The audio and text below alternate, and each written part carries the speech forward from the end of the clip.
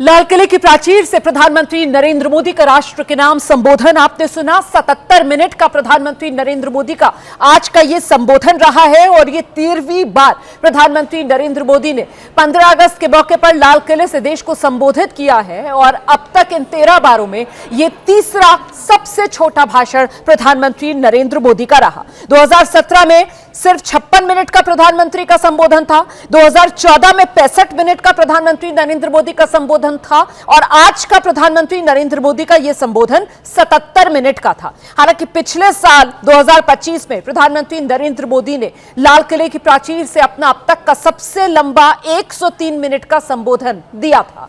बड़ी बातें प्रधानमंत्री नरेंद्र मोदी के आज के संबोधन में, अगले 1 साल में 1 करोड़ युवाओं को एआई स्किल ट्रेनिंग दी जाएगी। प्रधानमंत्री नरेंद्र मोदी की तरफ से बड़ा ऐलान किया गया, कोचिंग को लेकर युवाओं की समस्या का समाधान, युवाओं के लिए फ्री कोचिंग का नेटवर्क सरकार बनाएगी। 5 से 15 साल की उम्र के बच्चों के लिए प्रधानमंत्री ने ऐलान किया है, खिलाड़ियों के लिए टैलेंट हंट का आयोजन किया जाएगा। 2036 ओलंपिक खेलों के मद्देनजर सरकार इस ओर कदम बढ़ाएगी। महिला आरक्षण बिल पर विपक्ष साथ आए, यह अपील लाल किले की प्राचीर से प्रधानमंत्री नरेंद्र मोदी ने की है। प्रधानमंत्री नरेंद्र मोदी की तरफ से कहा गया है कि जो मातृशक्ति है उसे प्रतिनिधित्व मिलना चाहिए विधानसभाओं में, लोकसभाओं में, और इसके लिए अब समय आ गया है कि सभी राजनीतिक दल आग्रह कर रहे हैं वो उनसे कि राजनीति के अखाड़े में महिला आरक्षण के मुद्दे को ना फंसाया जाए और महिलाओं को 33% विधानसभा लोकसभा में आरक्षण मिले। इसके लिए सभी एकजुट हों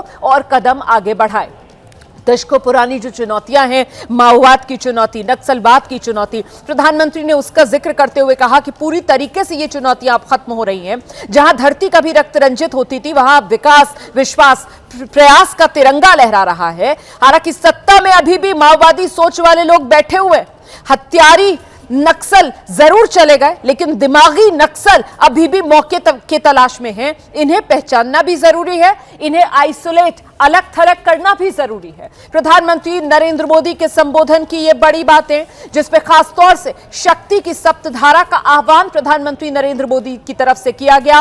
पहली शक्ति मैन्युफैक्चरिंग, दूसरी शक्ति कृषि, फूड प्रोसेसिंग, तीसरी शक्ति टेक्नोलॉजी, इनोवेशन, चौथी शक्ति गति शक्ति, पांचवी रक्षा शक्ति, छठी ग्रीन इकोनॉमी, ब्लू इकोनॉमी और सातवीं सॉफ्ट पावर। और प्रधानमंत्री नरेंद्र मोदी ने साफ कहा है कि विकसित भारत का जो सबसे बड़ा लाभार्थी वर्ग होगा वो देश का युवा है। युवाओं को साथ जोड़कर ही विकसित भारत के इस लक्ष्य को आगे बढ़ाना होगा।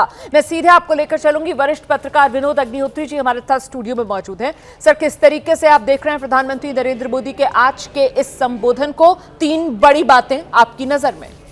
जैसे हम लोगों को अपेक्षा थी कि ये संबोधन में सबसे ज़्यादा नौजवानों को एड्रेस करेंगे, तो उन्होंने किया भी है। जैसे नौजवानों के लिए कोचिंग एक बहुत बड़ी समस्या है, खास करके उन अभ्यर्थियों के लिए जो परीक्षाओं के लिए तैयारी करते हैं। तो और कोचिंग सेंटरों पर हमेशा उंगली उठती है, महंगे भी होते हैं, तो उसको उन्होंने संबोधित किया और कहा कि ऑनलाइन फ्री कोचिंग जो है सरकार की तरफ से व्यवस्था होगी। दूसरा, टैलेंट एंड खिलाड़ियों के अंदर जो है, नए बच्चों के अंदर खेल की भावना विकसित हो, तो ज़्यादा से ज़्यादा जो है वो उनको कैसे आगे डेवलप किया जाए, विकसित किया जाए, वो है। तो नौजवानों पर उनका पूरा फोकस है और साथ ही साथ महिलाओं को उन्होंने जोड़ा है। महिला आरक्षण जो मामला जो फंसा हुआ है डिलिमिटेशन के साथ, हालांकि डिलिमिटेशन का जिक्र तो नहीं किया प्रधानमंत्री जी ने, उन्होंने उसको महिला आरक्षण का ही जिक्र किया और कहा कि राजनीति से ऊपर उठ करके इसको दिया जाए। सारे दल मिलकर एक तरह से उन्होंने अपील की है सारे दलों से कि जो पार्लियामेंट के अंदर गतिरोध है वो ख़त्म हो और ये बिल पास किया जाए, यानी डिलिमिटेशन और महिला आरक्षण दोनों। और तीसरा जो है, उन्होंने जो दिमागी नक्सल और हथियारी नक्सल, इनका जो एक विभेद किया है, यानी अर्बन नक्सल जो एक शब्द था उसको दिमागी नक्सल के रूप में उन्होंने रेखांकित किया है और कहा उनको आइसोलेट किया जाए। अब ये एक बड़ा मतलब एक तरह से वैचारिक लड़ाई सी है कि एक जब जो जंगलों से नक्सलवाद ख़त्म हो गया, लेकिन अभी उनके प्रधानमंत्री जी के मुताबिक सत्ता के गलियारों में, शहरों में और सिस्टम के अंदर जो है उसको चिन्हित किया जाए। तो ये तीन चार प्रमुख बातें हैं। ये जो दिमागी नक्सल वाली आपने बात कही है कि ठीक है वो हथियारों वाले नक्सली खत्म हो रहे हैं लेकिन वो दिमागी नक्सल अभी भी मौजूद है।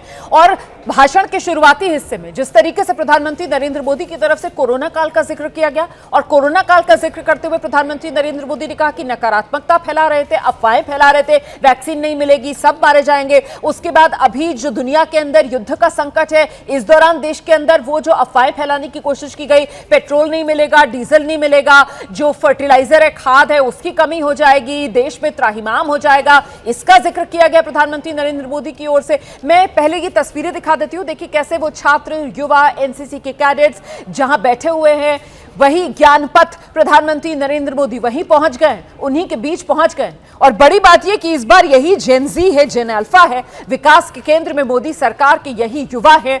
इन्हीं को लेकर प्रधानमंत्री नरेंद्र मोदी ने लाल किले की प्राचीर से अपना जो संबोधन है उसका एक बड़ा हिस्सा, बड़ा खाका रखा है और फिलहाल एक एक कर इन छात्रों, इन युवाओं से हाथ मिलाते हुए, इनके बीच जाते हुए, इनसे मुलाकात करते हुए और इन पलों का, इन लम्हों का ये छात्र, ये युवा बेसब्री से इंतजार करते हैं कि 15 अगस्त का मौका होगा या 26 जनवरी का मौका होगा और जहां पर ये छात्र युवा होंगे वहां पर प्रधानमंत्री नरेंद्र मोदी इनके बीच जरूर जाएंगे, इन्हें निराश नहीं करेंगे। ये एक अलग ही अंदाज है, निराला अंदाज है। और 2014 से हम देख रहे हैं प्रधानमंत्री नरेंद्र मोदी जब से सत्ता में आए हैं, युवाओं से सीधा संवाद, जहां लोग बैठे होते हैं उस दिशा में पहुंचकर उनसे मुलाकात करना, उनका अभिवादन स्वीकार करना। हर बार की तरह इस बार भी प्रधानमंत्री नरेंद्र मोदी का यही अंदाज नजर आ रहा है। विनोद सर,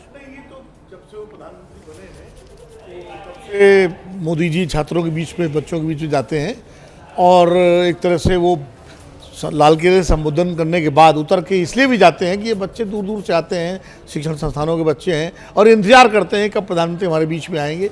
हालांकि ये परंपरा नेहरू जी के ज़माने में भी थी, इंदिरा जी के ज़माने में भी थी और मोदी जी ने इसको आगे बढ़ाया। बीच में जरूर ये नरसिम्हा राव जी और अटल बिहारी वाजपेयी जी, मनमोहन सिंह जी के टाइम में ये थोड़ी बंद हो गई थी, वो सीधे लाल किले से आमतौर पर हाथ हिलाते हुए निकल जाते थे। लेकिन मोदी जी ने फिर इसको शुरू किया है। अच्छी बात है, कनेक्ट बनता है और जो बच्चों को भी अच्छा लगता है कि देश के प्रधानमंत्री उनके बीच में आए। और ये मुझे लगता है कि इस तरह की परंपराएं जो है उनका पालन तो करना ही चाहिए। एक बहुत महत्वपूर्ण बात इसमें जो पूरे आज के उनके संबोधन में थी प्रधानमंत्री जी के, जिसपे हमको ध्यान देना चाहिए कि उन्होंने जो सप्त शक्ति वाला जो नारा दिया, तो सप्त शक्ति, सप्त सिंधु भारत का प्राचीन जो है गौरव की बात कही जाती थी और सप्त सिंधु को उन्होंने सप्त शक्ति को जोड़ा है और सप्त शक्ति में उन्होंने जो 7 क्षेत्र हैं देश के महत्वपूर्ण, उनको पर फोकस किया है। तो कुल मिलाकर के एक तरह से आज अपने भाषण में नौजवानों पर फोकस करते हुए भी उन्होंने देश की तमाम जो विकास के जो तमाम आयाम हैं उन सबको संबोधित किया है। उन्होंने रक्षा क्षेत्र, उन्होंने तो कह दिया ना कि विकसित भारत का जो सबसे बड़ा लाभार्थी होगा वो देश का युवा ही होगा, युवाओं को साथ जोड़कर ही विकसित भारत का जो सपना है वो साकार होगा। ये तमाम बातें प्रधानमंत्री नरेंद्र मोदी की तरफ से आज कही गई हैं। तो ये सप्तधारा, जो सप्त शक्ति का आह्वान प्रधानमंत्री नरेंद्र मोदी ने किया है, केंद्र में युवा ही आ जाते हैं। देखिए, प्रधानमंत्री नरेंद्र मोदी जो है इस तरह की चीजें हर भाषण में करते रहे। पिछले भाषण में आपको याद करें उन्होंने 5 प्रण की बात की थी। 5 प्रण उन्होंने बताए थे। आज इस बार सप्तशक्ति की बात की है। तो इस तरह वो कुछ लक्ष्य जो है दे करके आगे की बात करते हैं और ये लाल किले से होता भी है। एक तरफ सरकार की उपलब्धियों का उन्होंने जिक्र किया कि जब 2014 से में जो उनको सरकार बनाई थी तो क्या स्थिति थी और उसके बाद वो भारत को कहाँ तक ले गए, वो सारा उन्होंने अपनी सरकार की उपलब्धियों का पूरा जिक्र किया और आगे का एक की योजना का उन्होंने एक खाका खींचा है। साथ ही साथ एक बहुत महत्वपूर्ण बात यह है कि उन्होंने जो ये बार बार उस पर आ रहा हूँ, ये जो दिमागी नक्सल वाला जो है ना, ये बड़ा वेग सा टर्म है। यानी कहीं देखिए, एक तरफ तो ठीक है जो नक्सलवादी विचारधारा थी या जो हिंसा की विचारधारा थी उसको खत्म किया, उसके खिलाफ इस देश में माहौल भी होना चाहिए, लेकिन हर विरोध को कहीं दिमागी नक्सल बना दिया जाए, ये खतरा भी है।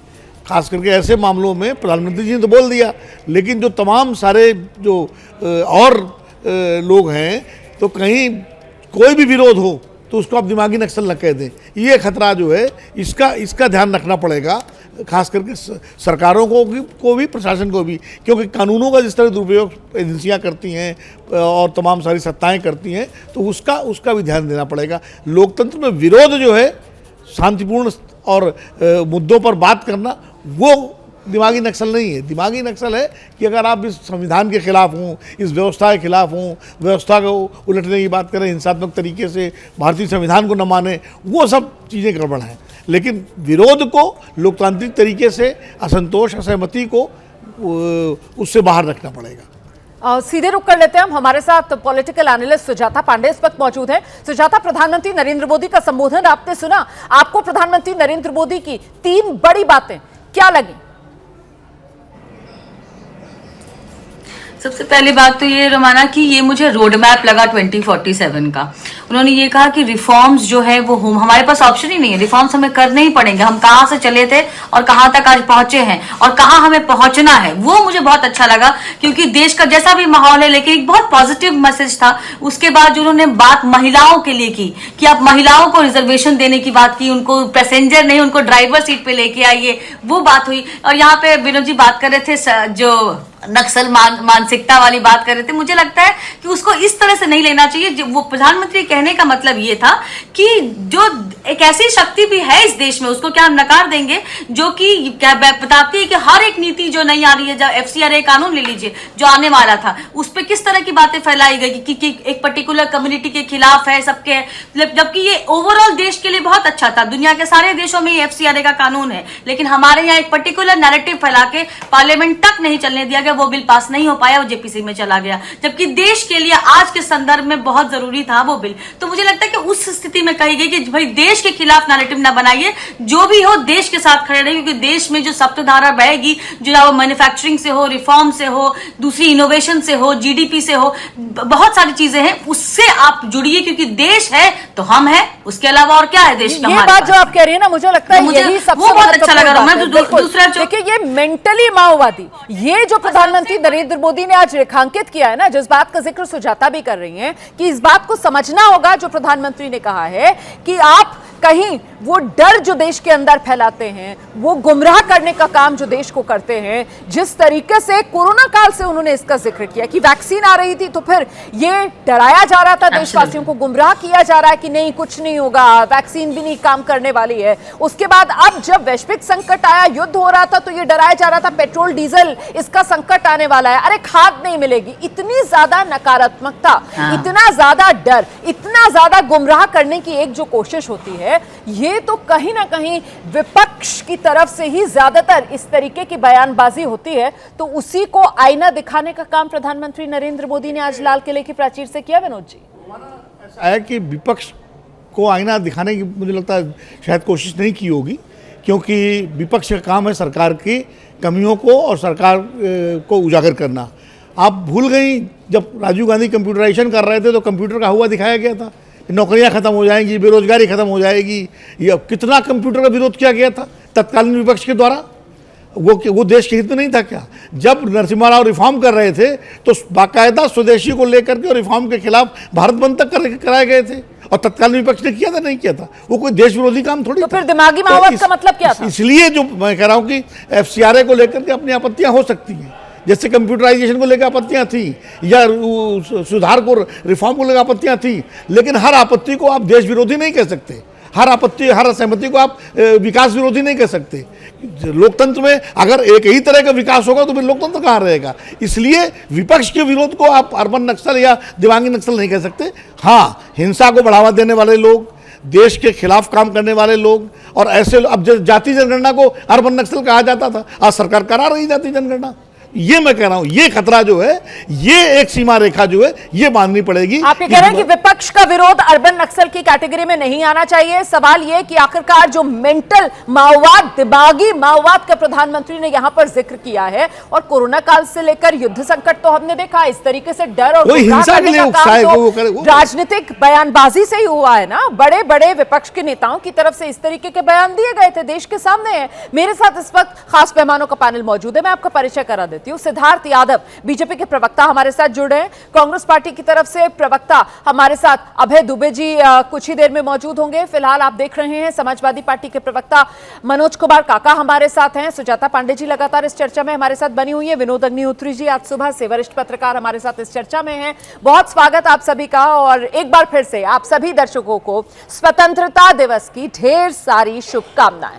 मैं ये चर्चा आगे बढ़ाऊं उससे पहले प्रधानमंत्री नरेंद्र मोदी, और किस तरीके से प्रधानमंत्री नरेंद्र मोदी ने लाल किले की प्राचीर से ऐलान किया है, मन में बसता सिर्फ नौजवान है। जरा सुनिए पहले आप ये।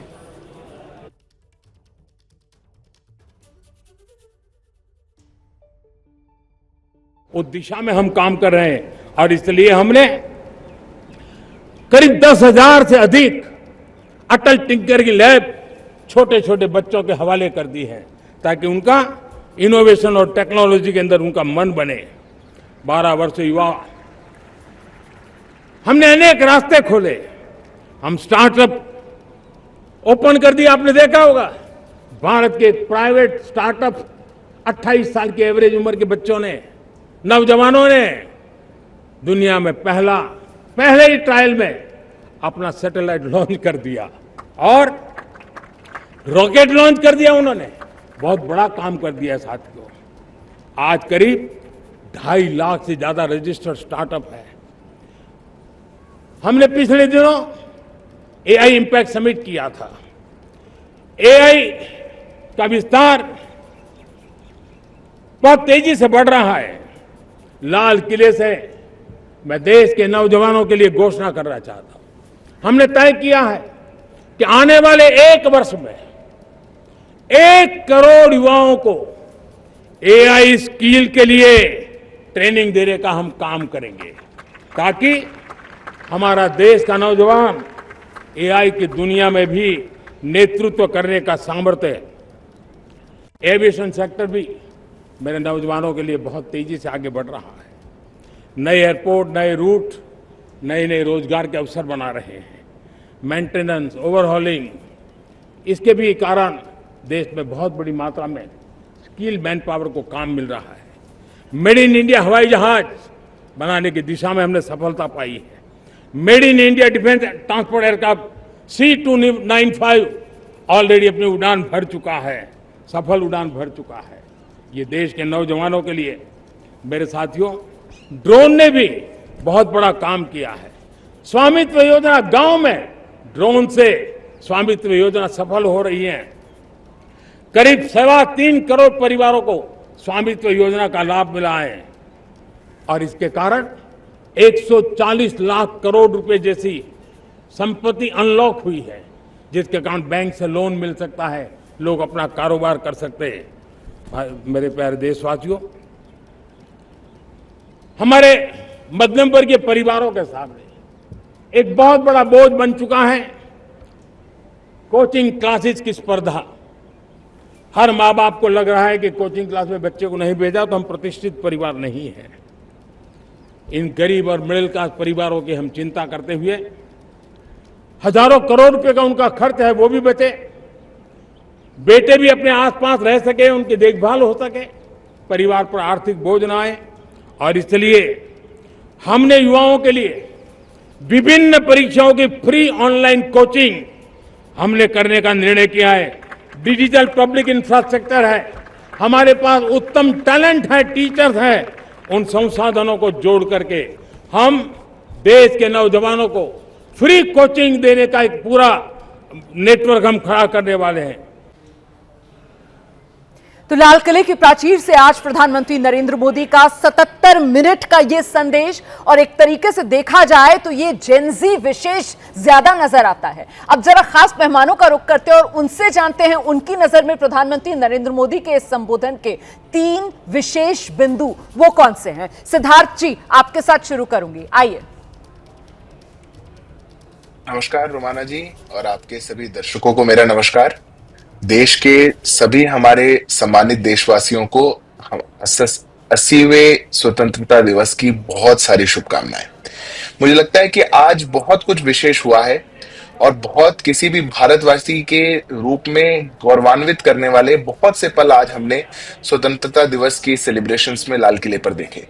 सबसे पहले तो मैं उल्लेख कर दूं रोमाना जी कि पहली बार हमने वंदे मातरम का गायन लाल किले पर देखा।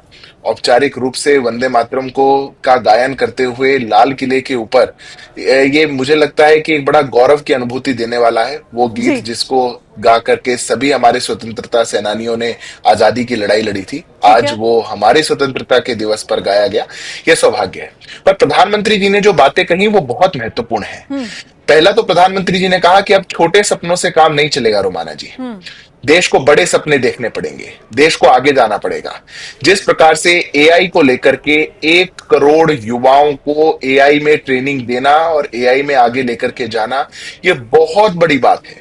जिस प्रकार की फ्यूचरिस्टिक थिंकिंग और पॉलिसी भारत अपना रहा है, जितना बड़ा युवा बेस हमारे देश में है और उनको हम ऐसी फ्यूचरिस्टिक टेक्नोलॉजी के साथ जोड़ सकें, मुझे लगता है कि ये भारत के लिए एक बहुत बड़ी उपलब्धि होगी। ठीक है।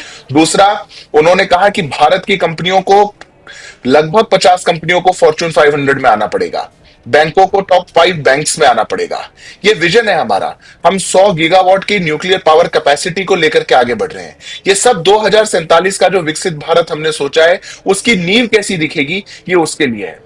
सेमीकंडक्टर्स को लेकर के जो प्रधानमंत्री जी ने कहा है, मुझे लगता है कि भारत के लिए वो भी गौरवान्वित करने वाला है। 7-8 नए सेमीकंडक्टर प्लांट्स भारत बनाने जा रहा है। रोमाना जी, ये सब चीजें वो हैं जो भारत के युवाओं को आने वाले समय में और अवसर देंगी, भारत की ताकत को और बढ़ाएंगी भारत की उपलब्धियों को पूरे विश्व पर लेकर के जाएंगी, और जो नींव होनी चाहिए, जो फ्रेजाइल 5 की नहीं फैंटास्टिक 5 वाली इकोनॉमी की नींव होनी चाहिए, उस नींव को सुदृढ़ करने वाली काम होंगे। तो मुझे लगता है कि आज जितने टेक अवेज प्रधानमंत्री जी के भाषण से, आपने मुझे 3 के लिए उल्लेख करने का ही समय दिया, पर जितने, अगर आप अवसर देंगे आगे भी, जितने उल्लेख उन्होंने किए हैं, एक युवा होने के नाते बिल्कुल मुझे सही कह रहे हैं। प्रधानमंत्री नरेंद्र मोदी ने भी कहा है कि विकसित भारत का जो सबसे बड़ा लाभार्थी है वो देश का युवा ही रहने वाला है, और केंद्र में कहीं ना कहीं युवा ही है। कांग्रेस की तरफ से प्रवक्ता अभय दुबे जी अब हमारे साथ मौजूद हैं। अभय जी का रुख कर लेते हैं। अभय जी, प्रधानमंत्री नरेंद्र मोदी का आज का ये संबोधन कांग्रेस पार्टी को कुछ अच्छा लगा? 3 बातें जिनकी आप सराहना करना चाहें इस समय। रोमाना जी, मैं सभी देशवासियों को स्वाधीनता दिवस की असीम शुभकामनाएं देता हूं। 12 साल से चीर निंद्रा में सोई सरकार सिर्फ सपने ही बेच रही है। प्रधानमंत्री जी, नींद खुलती है और सपने टूट जाते हैं। मैं 3 आपने जो बातें कही है उसका 3 का उल्लेख करना चाहता हूं। आपने जेन जी और जेन अल्फा की बात की प्रधानमंत्री जी। 2 करोड़ रोजगारों का स्वप्न दिखाया और उनके माथे पर लिख दिया पैलेट गन का वार। प्रधानमंत्री जी, आप 2010 में कांग्रेस पार्टी की सरकार फॉरेन इंस्टीट्यूशन का एक बिल लेकर आई थी। आपने बहुत विरोध किया कि फॉरेन यूनिवर्सिटीज हिंदुस्तान में नहीं खुलनी चाहिए। आपने उस बिल कानून को पास नहीं होने दिया और आज कहते हैं कि हम विदेशी विश्वविद्यालय भारत की भूमि पर खोलेंगे। आपने ई विद्या नाम का 2020 में घोषणा तो की थी कि हम जो कोचिंग क्लासेस हैं इनके लिए डिजिटली हम बच्चों को ट्रेनिंग देंगे, और 2013-14 का यह प्रस्ताव कांग्रेस पार्टी का था कि जिस प्रकार प्राइवेट इंस्टीट्यूशंस कोचिंग क्लासेस बढ़ रही है भारत में, तो हम समाज के अंतिम पंक्ति के लोगों को डिजिटली हम कैसे कोचिंग दे सकते हैं इन सारे प्रोफेशनल स्टडीज के कोर्सेज की प्रिपरेशन के लिए। तो 2020 का वो पुराना बासी स्वप्न फिर आपने परोस दिया प्रधानमंत्री जी। 2013 में Congress party national electric mobility mission लेकर आई थी। हमने तय किया था कि हिंदुस्तान में 2020 तक हम कम से कम 70 लाख इलेक्ट्रिक व्हीकल्स यहां लेकर आएंगे और हमारा खुद का मैन्युफैक्चरिंग होगा। उसको आपने कन्वर्ट कर दिया मेड इन चाइना के साथ। आपने गिनती 20 लाख 22 लाख व्हीकल की बात की। आज हमारा पेनिट्रेशन सिर्फ 6% है, इसीलिए आपको ये इथेनॉल का काला कारोबार प्रारंभ करना पड़ा। अगर आपने ईवी पॉलिसी कांग्रेस पार्टी की इंप्लीमेंट की होती तो प्रधानमंत्री जी आज स्वरूप अगला दूसरा होता। आपने लाल किले की प्राचीर से कहा कि 500 बड़ी कंपनियां हिंदुस्तान की, उसमें इंटर्नशिप प्रोग्राम मैं चालू करूंगा, 1 करोड़ नौजवानों को रोजगार दूंगा। पहले 2 करोड़ रोजगार का स्वप्न दिखाया और अब कहा कि 1 करोड़। कितने दिए बताइए ना?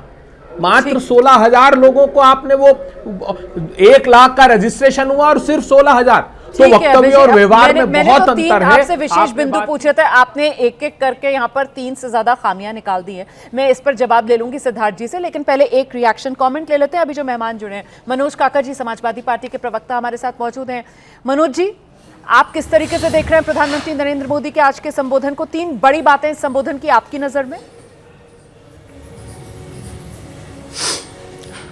रोमाना, सबसे पहले आपके मंच के माध्यम से पूरे देशवासियों को और दुनिया भर में फैले हुए भारतीयों को मैं अपने स्वतंत्रता दिवस 80वें स्वतंत्रता दिवस की ओर से ढेर सारी हार्दिक शुभकामनाएं पेश करता हूं, अपनी तरफ से, पार्टी की तरफ से, माननीय राष्ट्रीय अध्यक्ष जी की तरफ से। वो जो बात है ना कि जो भरा नहीं है भावों से, जिसमें बहती रसधार नहीं, वह हृदय नहीं, वह पत्थर है जिसमें स्वदेश का प्यार नहीं।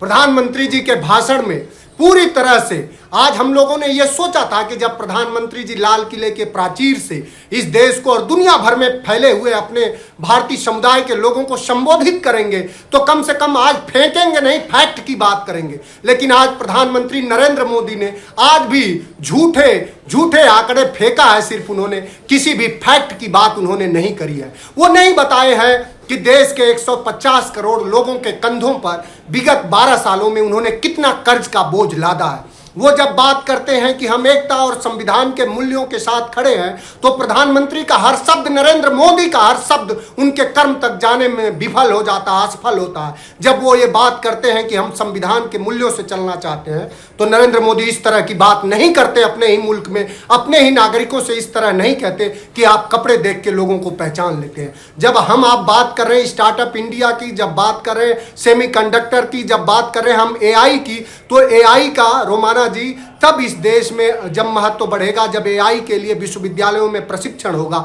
जबकि भारत के आंकड़े ये बताते हैं कि शिक्षा पर जो हमारे खर्च का जो बजट है, जो पूरी दुनिया में ग्लोबली लोग, जो कमजोर देश भी है, वो भी अपने शिक्षा पर 4 से 6% अपने संपूर्ण जीडीपी का खर्च करता है। लेकिन आज भारत में 1.6 से 2.4% भी अपने जीडीपी का खर्च किया जा रहा। आज दुनिया के टॉप 100 विश्वविद्यालयों में दुर्भाग्यपूर्ण है कि जब एक समय में भारत में तक्षशिला और नालंदा आप ये जैसे कह रहे हैं, आप विश्वविद्यालय ये था। कह रहे हैं कि ये दूर के सपने हैं, अभी जिस तरीके की हकीकत है उस आधार पर ये सपने साकार नहीं हो सकते।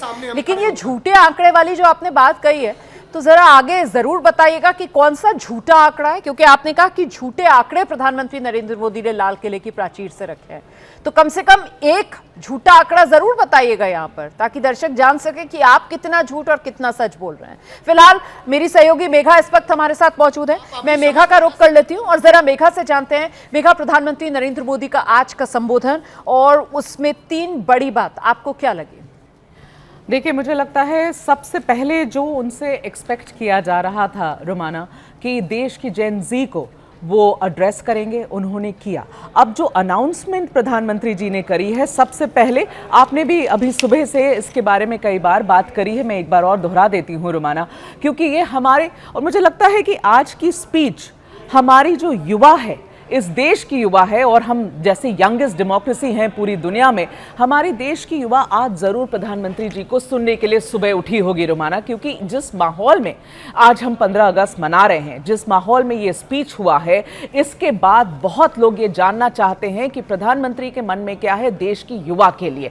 और आज इस स्पीच में जो ऐलान उन्होंने किया है, जो सबसे पहले उन्होंने बात करी है एआई यूथ स्किलिंग की, उन्होंने कहा 1 करोड़ युवा को वो स्किल करेंगे, फिर वो फ्री ऑनलाइन कोचिंग की बात करें, और फ्री ऑनलाइन कोचिंग की बात करें। देखिए, हम सिर्फ उन युवाओं की बात नहीं कर रहे हैं जो यहां जंतर मंतर में आए थे धरना देने के लिए, अपना प्रोटेस्ट दिखाने के लिए, उन युवाओं की भी बात कर रहे हैं जो बिहार और यूपी के गरीब इलाकों में रहते हैं, जिनके पास पैसे नहीं हैं पढ़ने के लिए, जिनके माँ बाप के पास पैसे नहीं है कि उनको शहर में भेजा जाए। फ्री ऑनलाइन कोचिंग की जब वो बात करें, और वो कह रहे हैं कि coaching will be provided to youth, और वेरियस एग्जामिनेशन, हर तरह की परीक्षाओं के लिए उनको तैयार किया जाएगा, फ्री कोचिंग उनको दी जाएगी। अब युवा को तो यही सब चीज चाहिए ना। इससे आगे बढ़िए, एम्प्लॉयमेंट की वो बात करते हैं, सिविल डिफेंस रिफॉर्म की वो बात कर रहे हैं युवाओं के लिए, उनकी वहां पर एम्प्लॉयमेंट की बात कर रहे हैं, स्पोर्ट्स टैलेंट हंट की बात कर रहे हैं प्रधानमंत्री। वो कह रहे हैं कि पूरे देश में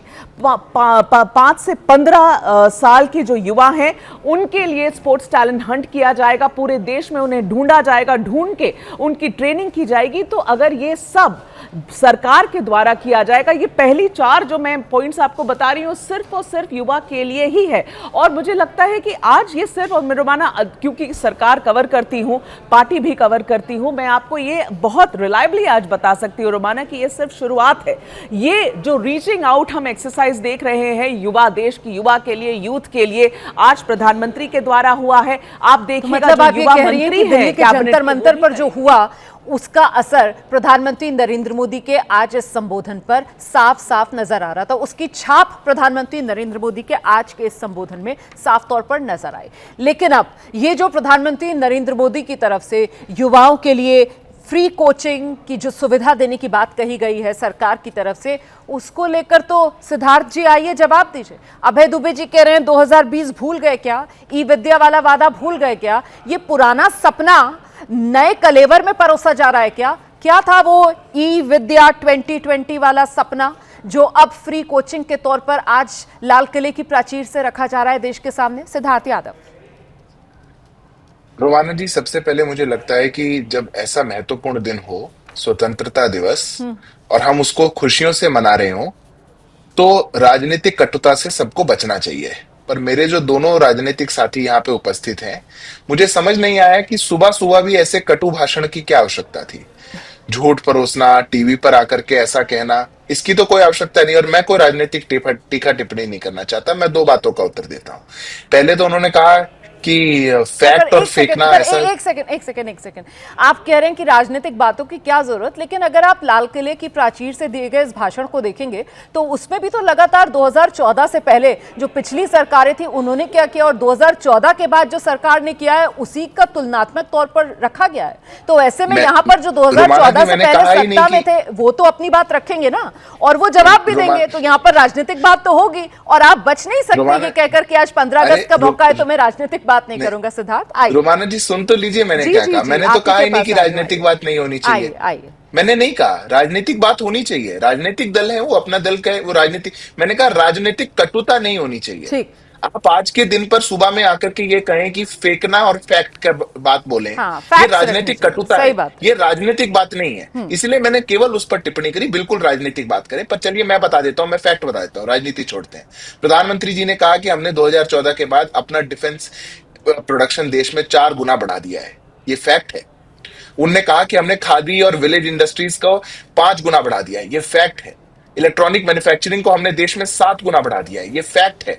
मॉडर्न रेलवे कोच प्रोडक्शन हमने 21 गुना बढ़ा दिया है, ये फैक्ट है। मोबाइल फोन प्रोडक्शन हमने अपने देश में 33 गुना बढ़ा दिया है 1 दशक के अंदर, ये फैक्ट है। रजिस्टर्ड स्टार्टअप हमारे देश में 400 से बढ़कर के 2.5 लाख हो चुके हैं, ये फैक्ट है। 350 यूनिवर्सिटियां जहां इस देश में हो आज 1000 से ऊपर चली गई, ये फैक्ट है रोमाना जी। अब उसको भी ना देखें मन में और उस पर भी उसको राजनीतिक कटुता में खराब शब्दों में पेश करें, ऐसा पहली बात नहीं होनी चाहिए। दूसरी बात, कोई भी नीतिगत, जैसे अभी अभय दुबे जी ने एक बात कही, ई विद्या और ऑनलाइन कोचिंग, ये दोनों बिल्कुल अलग बातें हैं। प्रधानमंत्री जी जब लाल किले की प्राचीर से कोई बात बोलते हैं वो देश की दिशा के लिए है, उस पर पॉलिसी बनकर उसका इंप्लीमेंटेशन होना है। वो देश में हमको किस ओर जाना है वो उसकी बात है। अब मैंने आज तक कभी कांग्रेस पार्टी के मुंह से या फिर इनके नेता के मुंह से एआई पर कोई बात नहीं सुनी। हमने तो एआई समिट में लोगों को शर्ट उतार करके देश की बदनामी करते देखा था, पर एआई पर सुझाव तो देखा नहीं। अब प्रधानमंत्री जी कह रहे हैं कि 1 करोड़ युवाओं को एआई में हमको ट्रेन करना है, उसकी स्कीम लेकर के तो भी राजनीतिक कटुता है। हम कह रहे हैं कि नहीं, हमको जो छात्र कोचिंग नहीं ले सकते उनको उपलब्धता करवानी है। ई विद्या में तो आपको ऑनलाइन स्टडी मटेरियल मिल रहा है, कोचिंग में आपको टीचिंग भी होगी। अरे पॉलिसी तो आने दीजिए, आप उसको देखते नहीं। पहले दिन से आप आकर के शुरू हो जाएं कि हम आज ही 15 अगस्त आया था, हाय तौबा, ये कैसे जवाब दिया है सिद्धार्थ यादव ने। आइए अभय दुबे जी, पॉइंटेड जवाब दिया है उन्होंने। अरे साहब पढ़िए तो सही, ई विद्या, डिजिटली कोचिंग मटेरियल और कोचिंग की बात की, और ये पॉलिसी वही थी जो 13-14 में हमने क्वाइन की थी कांग्रेस पार्टी की सरकार ने। इन्होंने कहा कि मोबाइल हमारे, अरे साहब असेंबल कर रहे हो आप मोबाइल, चाइना से इंपोर्ट आपने किया। एक बार parliamentary standing committee on commerce की रिपोर्ट पढ़िए, क्या कह रहे हैं कि बेतहाशा इंपोर्ट ने भारत के एमएसएमई को, भारत के डिजिटल मार्केट को स्पॉइल कर दिया। 4 लाख करोड़ रुपए था जब हम छोड़ कर गए थे, अब 11.3 लाख करोड़ रुपए का इंपोर्ट चाइना से कर रहे हैं। आपने कहा कि हमने जैसे कहा कि 500 आपकी कंपनियों में आपने कहा था कि इंटर्नशिप, और ये कब की बात थी? 2021 में आपने 2024 से आपने प्रोविजन स्टार्ट किया, मैंने उसका डेटा दिया। आपने कहा किसान भाइयों आपकी आमदनी 2 गुना कर दूंगा 22 तक, क्या हुआ? अडानी जी की 100 गुना कर नहीं, लेकिन अभय जी अब देखिए ना, आप वही टेप बजा रहे हैं जो आप इससे पहले वाले जवाब में बजा रहे थे। सर कुछ तो नया लेकर आइए ना यहाँ पर। और सवाल यहाँ पर यह है कि 2014 से पहले देश किस गति से आगे बढ़ रहा था और 2014 के बाद देश किस गति से आगे बढ़ा है, और वो रफ्तार कितनी तेज है। प्रधानमंत्री नरेंद्र मोदी तो आज लाल किले की प्राचीर से वो तमाम बातें रख दी है ना। मैं दोबारा आऊंगी सर आपके पास, आ रही हूँ आपके पास, दोबारा आऊंगी सर, लेकिन उससे पहले सर आ रही हूँ सर, 1 सेकंड आप ही लोगों ने चर्चा की। एक क्षण सिर्फ, एक क्षण दीजिए, सिर्फ एक क्षण। अभी जैन अल्फा की बात कर रहे थे प्रधानमंत्री जी। 94,000 स्कूल्स बंद हो गए 10 साल में। प्रधानमंत्री जी 2.6 करोड़ इनरोलमेंट स्कूल्स में कम हो गए 10 साल में आपकी सरकार में। एनएसएसओ ने अभी रिपोर्ट दी है, 80वां उसने सर्वे जो किया है उसमें कहा है लगातार प्राइवेट स्कूल हिंदुस्तान में बढ़ रहे हैं, और जो प्राइवेट स्कूल का खर्च है वो शासकीय की तुलना में 10 गुना ज्यादा बढ़ गया है। प्रधानमंत्री जी, भारत का जेनजी और भारत का नौजवान आपसे अपेक्षा कर रहा था। 47% रिटेंशन रेट है, 24 करोड़ इनरोलमेंट है, 13 करोड़ बच्चे स्कूल पूरा नहीं कर रहे हैं, 30% ग्रॉस इनरोलमेंट रेशो है हायर ठीक है सर, मैं इस पर 11 करोड़ बच्चे हायर कॉलेज मुंह ही नहीं देखते। मनोज काका 11 करोड़ बच्चे कॉलेज का मुंह नहीं देखते प्रधानमंत्री जी। आपने क्योंकि बहुत ही कटु बात की आज, और सर इधर उधर की बात मत कीजिएगा, सीधा मुझे आंकड़ा बताइए, कौन सा झूठा आंकड़ा था आज के संबोधन में प्रधानमंत्री के?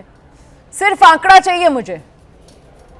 सब बहुत देखिए, प्रधानमंत्री से रोमाना जी, प्रधानमंत्री को हम लोग बेहद चाहते हैं। प्रधानमंत्री का एक नहीं, हेलो सुन पा रही हैं? आपकी आवाज क्लियर आ रही है? आंकड़ा दीजिए, आज 15 अगस्त 2026 लाल किले की प्राचीर से वो कौन सा एक गलत आंकड़ा बता दीजिए, क्योंकि आपने यहां पर जो बयान दिया कि झूठे आंकड़े फेंके हैं, कौन सा एक आंकड़ा है? दीजिए एक आंकड़ा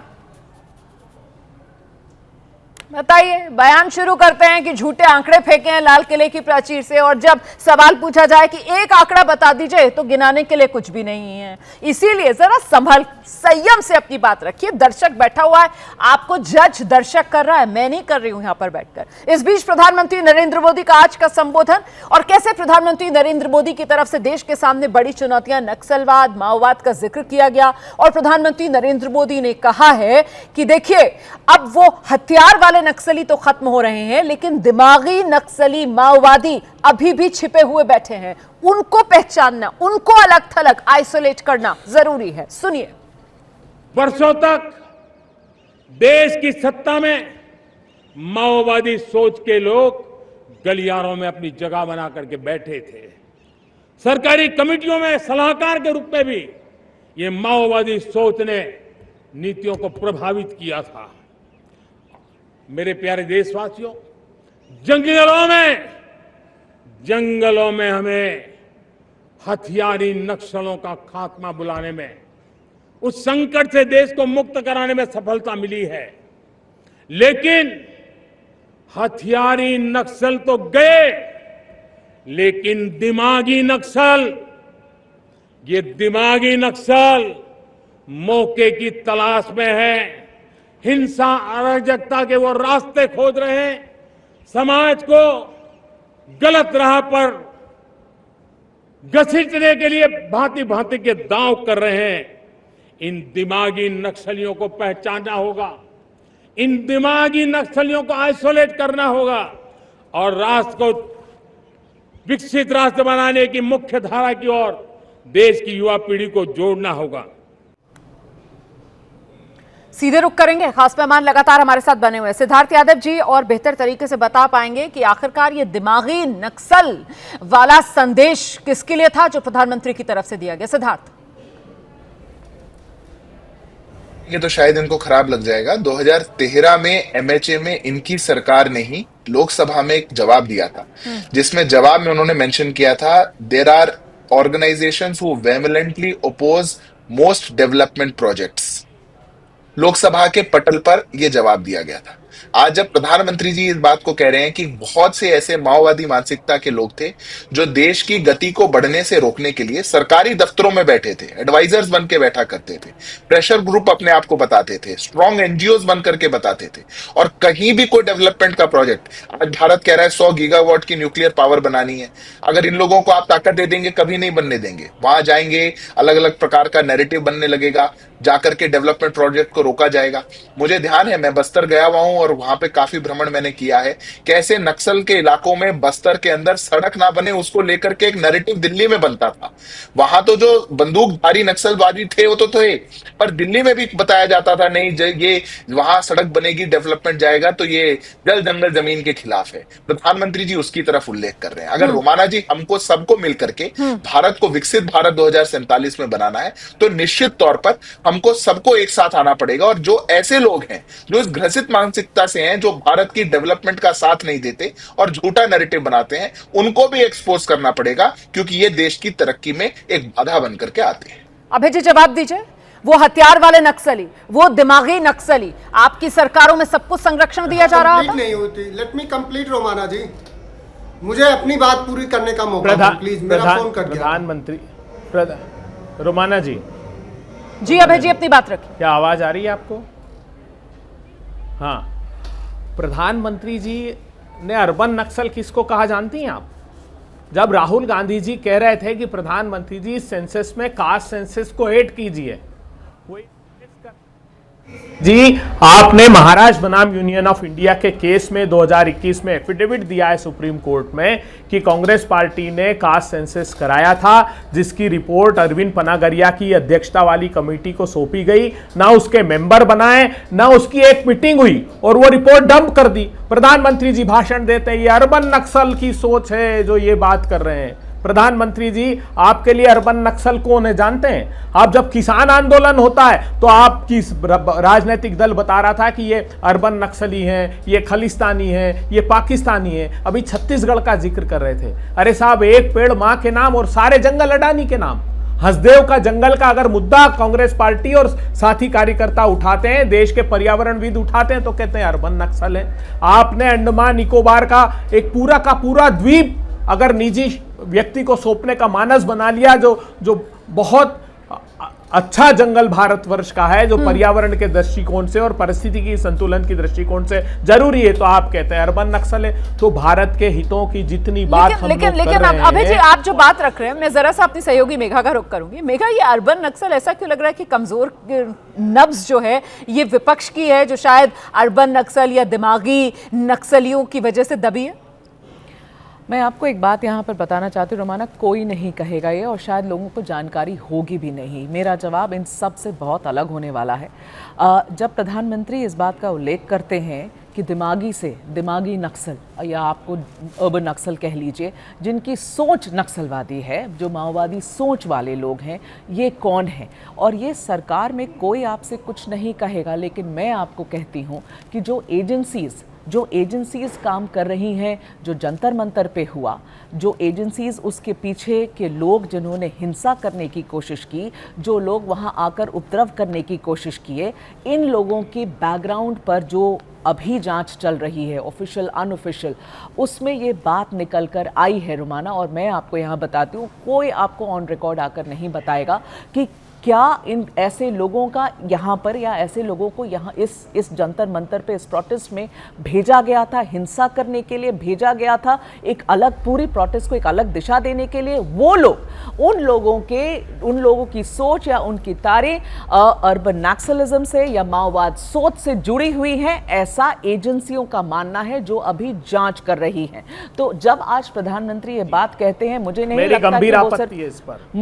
लगता है कि वो सिर्फ जंतर मंतर की बात कर रहे हैं, वो एक वाइडर पिक्चर की बात कर रहे हैं। लेकिन ये बात एजेंसीज के इन्वेस्टिगेशन में जो हम अपने सूत्र से पिक कर रहे हैं, वो निकल कर आई है। अब ये आगे चलकर इस बात को किस तरीके से बढ़ाया जाएगा, कौन क्या कहेगा, मुझे नहीं पता, लेकिन मैं अपनी जानकारी से आपको ये बात बता रही हूं। ठीक है, आपत्ति क्या है आपकी? 30 सेकंड आपको दे रही हूं, उसके बाद मनोज काका जी आपके पास आ रही हूं, फिर सुजाता जी आपके पास आ रही हूं। जी जल्दी से। ये हमेशा पत्रकारों के माध्यम से सूत्री क्यों आते हैं? सरकार क्यों नहीं आती? भीमा कोरेगांव की घटना हुई, बोले सूत्रों की खबर, विदेशी फंडिंग। यार हाथरस और उन्नाव हुआ, हाथरस के केस में मैं डिबेट में था सारे चैनलों पर, बोले 100 करोड़ रुपया विदेशी फंडिंग पाकिस्तान से आया, सऊदी अरेबिया से आया। ये पता क्यों नहीं लगता है? अरे जंतर मंतर का प्रोटेस्ट बहुत ऑर्गेनिक था, पेलेट गन नहीं चलाई, जिनको आप अर्बन नक्सल कह रहे हैं, AK-47 उन लोगों ने नहीं चलाई, वो तो शांति से प्रोटेस्ट कर रहे थे। इस देश में हक मांगने को भारतीय जनता पार्टी की सरकार ने अर्बन नक्सल में कहना प्रारंभ कर दिया है। हाँ करेंगे, पीर पैंती में अडानी के पावर प्रोजेक्ट का विरोध, इसलिए कि 3 लाख करोड़। पत्रकार अगर अपने सूत्रों के जरिए कोई खबर बता रहा है सर, तो उसको एकदम से खारिज तो मत कीजिए ना। आप पता नहीं खबर जो जांच होगी आगे क्या बढ़ेगी। अभी जांच चल रही है ना सर, ठीक है। अभी सूत्रों के हवाले से कम पत्रकारों के सूत्रों पर तो पहला मत बिठाइए अभय जी। आज वैसे भी स्वतंत्रता दिवस है। मैं मनोज काका के पास जा रही हूँ अब। मनोज काका जी, अर्बन नक्सल है ना, वो दिमागी जो नक्सलवाद है, उसका प्रधानमंत्री नरेंद्र मोदी की तरफ से जिक्र किया गया। उन्होंने बाकायदा ये बात कही कि भाई कुछ लोग ऐसे हैं जो लगे हुए हैं डर फैलाने में, जो लगे हुए हैं भ्रमित करने में। कोरोना काल का उन्होंने जिक्र किया कि कोरोना काल के समय वैक्सीन नहीं मिलेगी, वैक्सीन खराब है। और एकदम से मुझे याद आया कि समाजवादी पार्टी अखिलेश यादव तो पहले तो यहां तक कह रहे थे हम तो वैक्सीन लगवाएंगे नहीं। मतलब गुमराह करने में कोई मौका विपक्ष छोड़ता नहीं है। उसको भी प्रधानमंत्री नरेंद्र मोदी ने आज लाल किले की प्राचीर से देश के सामने रखा है। मनोज काका, मैं फिर उसी बात पे आ रहा हूं कि प्रधानमंत्री नरेंद्र मोदी फैक्ट की जगह फेक न्यूज फैला रहे थे। आज जो विपक्ष के जो आशंका थी उसके उन्हीं के स्वास्थ्य मंत्रालय ने माना कि नहीं, वैक्सीन के बहुत सारे साइड इफेक्ट हैं, लोगों के लगातार हार्ट अटैक हो रहे हैं। और जो प्रधानमंत्री वैक्सीन के सर्टिफिकेट पर अपना फोटो चिपकाते थे नरेंद्र मोदी, उसे हटा लिया गया। क्यों हटा लिया गया? इस आशंका को पूरे देश और दुनिया ने देखा है और आप भी जानती है। जो बात मेघा जी कर रही हैं, इंटेलिजेंस इनपुट की जो बात मेघा कर रही है, मेघा इस देश की एक वरिष्ठ पत्रकार है, तो मेघा साफ साफ कह रही है कि देश का गृह मंत्रालय फेल है। अगर नक्सल के लोग अगर उस आंदोलन को, आप इतने पवित्र आंदोलन को अगर नक्सली मानसिकता से वो अगर चल रहा था, तो इट मीन्स कि वहीं बैठे गृह मंत्री अमित शाह का इंटेलिजेंस इनपुट फेल है। इंटेलिजेंस इनपुट तो मेघा प्रसाद को हमें लगता है कि नहीं रिपोर्ट कर रहा होगा, वो अमित शाह को, गृह मंत्रालय को ही कर रहा होगा। तो आपके मंच पर एक बड़ी बात यह आई है कि देश का गृह मंत्रालय बिल्कुल फेल है। गृह मंत्री जी देश की सरहदों को सुरक्षा करने पर, जो अरुणाचल के, गलवान के और रजंगाला से जो सूचना आई है उसमें भी असफल है। और देश की राजधानी दिल्ली तक में आतंकी घटनाएं होती हैं और आतंक रोकने का, सरहद सुरक्षा रखने का, देश के अंदर सुरक्षित माहौल देने का काम गृह मंत्रालय का, अमित शाह जी उसमें फेल है। एक साथी, हमारे साथी है सिद्धार्थ, वो आर्मी बैकग्राउंड से आते हैं, मेरा भाई है, बहादुर परिवार से वो आता है, लेकिन उसकी मजबूरी है कि वो दरबारीगिरी करने में झूठ बोल रहा है। पीएलएफएस का उन्हें रिपोर्ट देखनी चाहिए, पीरियाडिक लेबर सर्वे का, पीरियाडिक लेबर फोर्स सर्वे का रिपोर्ट देखनी चाहिए। इस देश में सबसे ज्यादा जनसंख्या 65% 15 से 35 साल के युवाओं के है और उसमें बेरोजगारी दर इस समय पहले जो 7-8% थी वो 15% से ज्यादा है। आप गूगल कर सकती हैं, आप किसी भी तरह से चैट जीपीटी से सबसे देख सकती हैं। तो साथी मेरा बहादुर पृष्ठभूमि से है कि उसके पृष्ठभूमि पे मुझे गर्व है, लेकिन वो दरबारीगिरी करने में झूठ बोल रहा है। कोई झूठा आंकड़ा, जहां से आपने अपनी बात की शुरुआत की थी कि झूठे आंकड़े फेंके, कौन सा झूठा आंकड़ा था? छोड़ दीजिए, हम तो जैसे हैं सो हैं, आप हमको तो छोड़ दीजिए। देखिए, अरे प्रधानमंत्री जी नल जल की योजना की बात कर रहे हैं, मेरी बात कंप्लीट हो जाने दो। साथी सिद्धार्थ सुन लो, मैं तुमसे उम्र में भी बड़ा हूं, कम से कम इतना तो लिहाज रखो। एक तो बात, प्रधानमंत्री नल जल की बात करें। उत्तर प्रदेश में लगातार जो पानी की टंकियां हैं रोमाना, वो आप भी देख रही होंगी। उत्तर प्रदेश में लगातार पानी की टंकियां गिर रही हैं, भरभरा रही हैं। उत्तर प्रदेश में प्राथमिक विद्यालय में नमक रोटी, आपने शुरुआत इतनी धमाकेदार अंदाज में की, और धमाकेदार नहीं, इसको तो कहना चाहिए सनसनी फैलाने वाला अंदाज की, झूठे आंकड़े फेंके।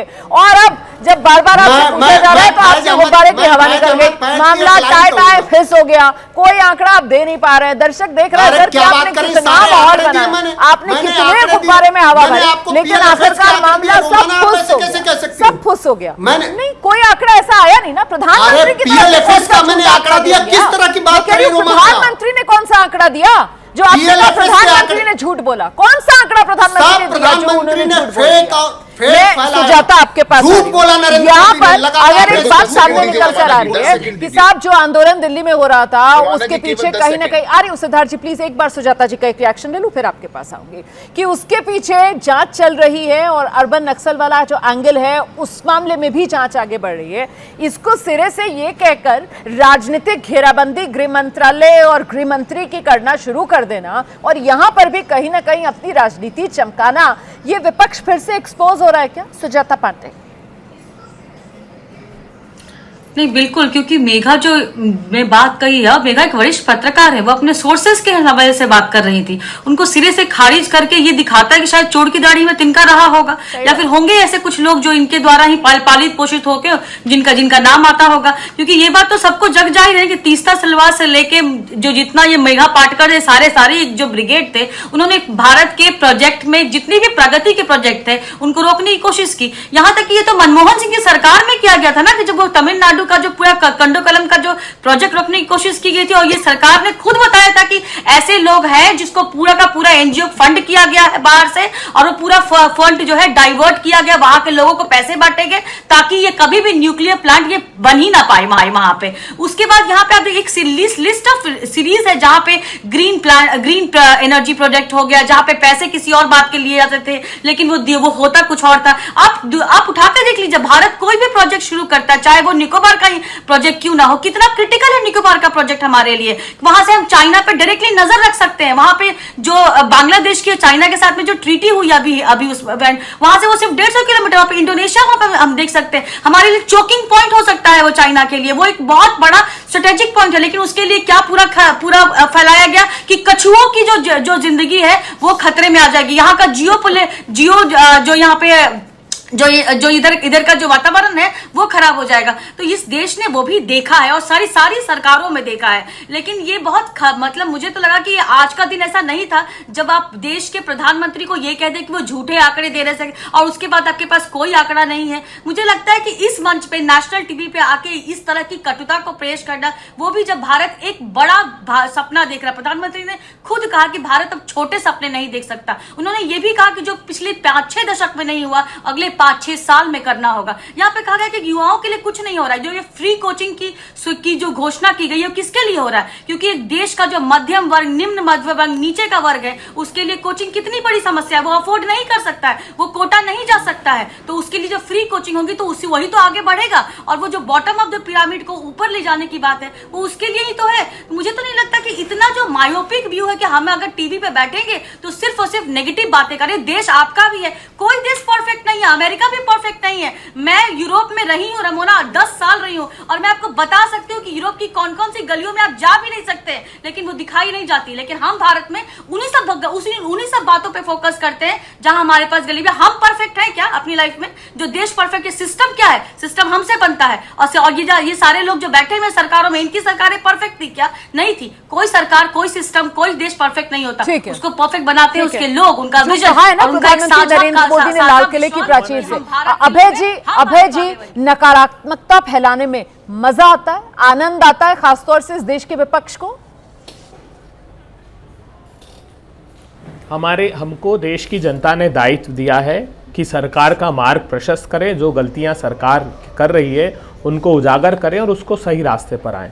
आपने जिक्र किया अभी वैक्सीन का, तो यूके की कोर्ट में कोविशील्ड ने बाकायदा एफिडेविट दिया है कि थ्रोम्बोसाइटोपेनिया, थ्रोम्बोसिस इस दवाई की वजह से हो रहा है, और भारत का स्वास्थ्य मंत्री उसको नकार देता है। अरे अर्बन नक्सलियों ने पेपर लीक कराया क्या प्रधानमंत्री जी? पकड़िए ना, अगर साहस है आपकी सीबीआई संजीव मुखिया को उसी दिन क्लीन चिट देती है जिस दिन आप ये कानून लेकर आते हैं कि मैं सख्ती करूंगा पेपर लीक पर। कौन संजीव मुखिया? वो विजेंद्र गुप्ता का स्टिंग ऑपरेशन प्रधानमंत्री जी सीबीआई को दिखाइए। उसने कहा था 2024 का यूजी नीट का पेपर लीक होगा, वो लीक हुआ। उसने कहा कि 700 लोगों को पेपर पहुंचाया गया है, 300 करोड़ रुपए का कलेक्शन हुआ है। पुलिस ने बिहार की पकड़ा कि 68% क्वेश्चन वही थे और बाकी का पन्ना जल गया, इसलिए हम पकड़ नहीं पाए।